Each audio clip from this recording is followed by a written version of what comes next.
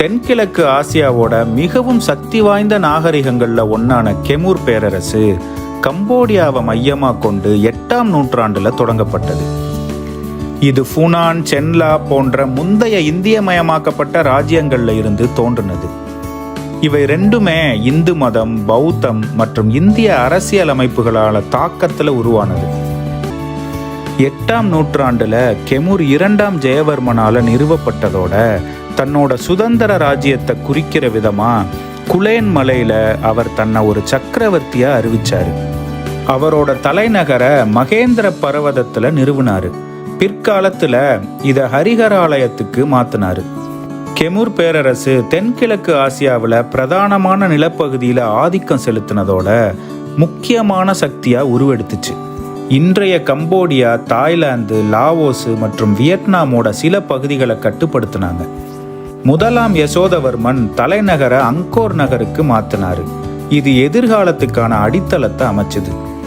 பின்னர் 2ஆம் சூரியவர்மன் காலத்துல உலகில மிகப்பெரிய கோயிலான அங்கோர் வாட்டை கட்டினாங்க.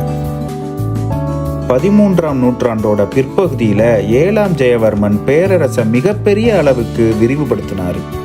அதோட அங்கோர் தாம் மற்றும் புகழ்பெற்ற பாயோன் கோயிலை கட்டினாரு. இது தவிர 100க்கும் மேற்பட்ட கோயில்களை கட்டியிருக்காரு. இவரோட காலத்துல ராஜ்யத்தோட எல்லை லாவோஸ் வரைக்கும் விரிவடைஞ்சிருந்தது. இன்னைக்கு நாம பார்க்க போற கோயில் கூட இவர் காலத்துல கட்டினது தான். 7ஆம் ஜெயவர்மன் காலம் வரைக்குமே கெமூர் மன்னர்கள் சிவ வழிபாட்டையே நடத்தி வந்தாங்க. இவர் காலத்துல தான் இவர் பாதி ஆட்சியில பௌத்த மதத்துக்கு மாறினாரு. கெமூர் நாகரிகத்தின் மீதான தமிழர்களுடைய தாக்கம் வெறும் கோயில் கட்டிடக்கலையோட மட்டும் நின்று விடலைங்க.